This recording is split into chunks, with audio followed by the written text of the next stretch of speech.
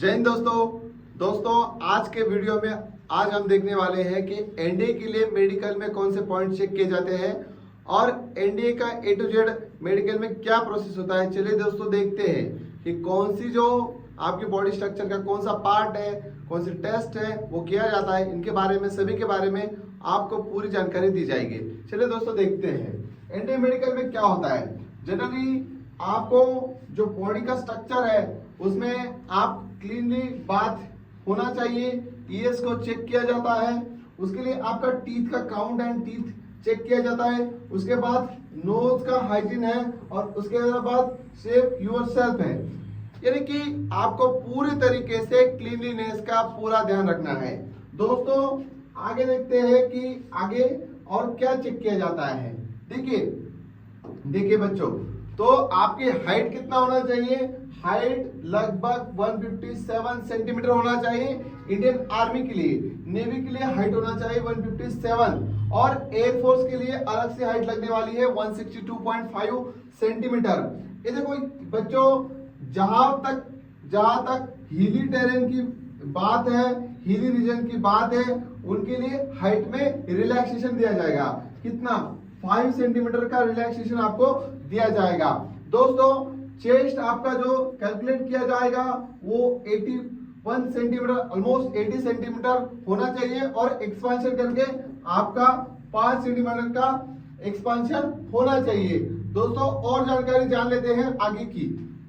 देखो यहाँ पे इसका आप स्क्रीनशॉट भी ले सकते हो। देखिए हाइट और वेट के हिसाब से इंडियन आर्मी, नेवी, एयरफोर्स के लिए कौन सा हाइट होना चाहिए, इनके बारे में आपको डिटेल वाला इंफॉर्मेशन दिया गया है। और हाइट और वेट इसमें आप बीएमआई बोल सकते हो, बॉडी मास इंडेक्स। बीएमआई क्या होता है ये अलग वाला वीडियो में हम एक्सप्लेन करेंगे, लेकिन तब तक के लिए आप हाइट और वेट का कैलकुलेशन देख लीजिए।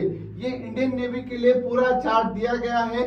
देखिए दोस्तों, जनरल ट्रेंड में रहता है कि 157 और आपका वेट कितना होना चाहिए? अगर आप 16 साल के हो तो 46 होना चाहिए, अगर आप 18 इयर्स के हो तो 47 और 20 इयर्स के हो तो 49 होना चाहिए। देखिए दोस्तों आगे का इंफॉर्मेशन ऐसा है कि सपोज टू बी आपका बॉडी मास इंडेक्स किस प्रकार से है। अगर वो आप अंडरवेट हो और अगर आप नॉर्मल स्ट्रक्चर में हो तो ये आपको नोटेशन दिया जाएगा एनडीए की तरफ से कि भाई आप अंडरवेट हो, आपको वेट गेन करना होगा, या शायद आपको वेट लूज करने की जरूरत है। तो आपको कुछ दिन दिए जाएंगे और कुछ दिन देने के बाद आपका फिर से एक बार वेट और बॉडी और मास इंडेक्स पूरा कैलकुलेट किया जाएगा। देखिए दोस्तों, बॉडी का जो मेन स्ट्रक्चर है वो चेस्ट का है और वहां पे देखो ये जो रिब्स है वो हमारी देखी जाती है और किस प्रकार से उसका टेस्टिंग किया जाता है। X ray test conducted during the medical test. और यहाँ पे देखिए दोस्तों, स्पाइन का, रिब्स का और हिप्स बोन का, थाइस बोन का सबका स्पेशली चेकअप किया जाता है। और इसी में अगर कोई भी इंजरी आपको है तो वो इंजरी यहाँ पे चेक की जाएगी, वो आपका इंजरी चेक किया जाएगा। नो बोन इज फ्रैक्चर्ड, और यहाँ पे देखो अगर बोन का फ्रैक्चर है तो वो भी आपको चेक किया जाएगा। स्पाइन इंजरीज में become the problem in the air force medical. देखिए दोस्तों, एयरफोर्स के लिए स्पाइन जो रहता है, आप हमारा पीछे वाला स्पाइन, वो स्पाइन का इंजरी नहीं होना चाहिए। Normal fracture does not make a worries. अगर कोई बच्चा है कि साइकिल से गिर गया हो, छोटी मोटी चोट आई हो, तो वो नॉर्मल वाला फ्रैक्चर, हेयरलाइन फ्रैक्चर चलता है, लेकिन मेजर ऑपरेशन नहीं चलता है। देखिए दोस्तों और भी ज्यादा जानकारी हम जान लेते हैं।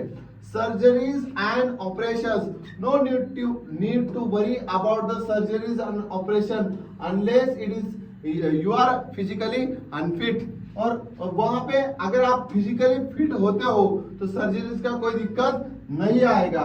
दोस्तों और जानकारी हम यहाँ पे जान लेते हैं कि नॉकनीज का सबसे ज्यादा क्वेश्चन तो बच्चों को यही रहता है कि नॉकनीज क्या होता है। सर जी नॉकनीज क्या होता है? Can be solve with the exercise. ये जो टेढ़े मेढ़े जो पैर होते हैं, सपोज टू बी ऐसे पैर होते हैं, तो इस प्रकार के पैर चलते नहीं है। तो नॉर्मल कंडीशन में इस प्रकार से पैर चलते हैं, इस प्रकार से भी कोन नहीं चलता है।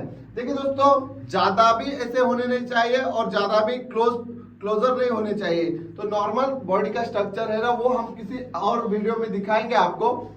तब तक के लिए समझ लीजिए कि नॉक नीज का जो पॉइंट होता है वो पूरी तरीके से सॉल्व हो सकता है। सॉल्व हो सकता है, मैं कह रहा हूं कि सॉल्व करा दूंगा, ऐसा नहीं, सॉल्व हो सकता है, सॉल्व करवा लेंगे। कैसे? Through the exercise. एक्सरसाइज अगर आप करते हो तो वो प्रॉब्लम आपका सॉल्व हो जाता है।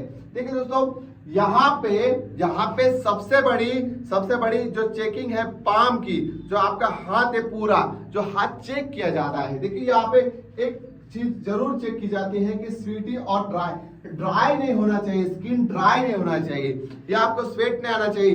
तो स्वेट अगर आता है तो सपोज टू बी आप किसी रास्ते के ऊपर चढ़ते हो तो आप फिसल सकते हो, आपका ग्रिप अच्छे से नहीं बैठता है। इसीलिए जो पाम रहता है ना, उसको स्वेट नहीं होना चाहिए या बहुत ही ज्यादा ड्राई नहीं होना चाहिए। Speech defects are the check whether they are fumble while talking. और बात करते करते अगर आप फंबल करते हो, फंबल यानी कि कुछ कर देते हो, तो उस प्रकार की जो टॉकिंग है वो नहीं चलती है। देखिए बच्चों, ध्यान से देख लीजिए, चेक करवा लो। अगर आपको कोई डाउट है तो सक्सेस एकेडमी का जाओ, मेडिकल ऑफिसर है यहाँ पे हमारा अपॉइंट किया, वहां पे आइए, आपका पूरा मेडिकल हम फ्री में करवा देंगे।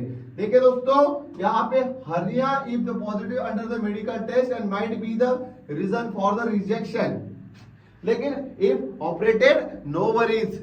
देखिए दोस्तों, हार्निया का इश्यू अगर किसी बच्चों को है तो वो उसने अगर उस इश्यू को सॉल्व कर लिया थ्रू द मेडिकल ट्रीटमेंट तो वो चल सकता है, वो अच्छी बात है, वो कि पॉजिटिवली हो जाएगा। देखिए दोस्तों, और ज्यादा जानकारी अगर आपको पानी है तो आप हमारे इंस्टाग्राम आईडी को फॉलो कर सकते हैं। Instagram ID the success underscore academy, और हमारा नंबर लिख लीजिए 7887883570। और हमारी जो इंस्टीट्यूट है वो नासिक में है। अगर आपको एनडीए के बारे में A to Z कुछ भी जानकारी चाहिए हो तो हमारे इंस्टीट्यूट पे जरूर आइए, हम आपको एनडीए डिफेंस का A to Z एग्जाम का पूरा इंफॉर्मेशन देंगे। थैंक यू, जय हिंद, ऑल द बेस्ट।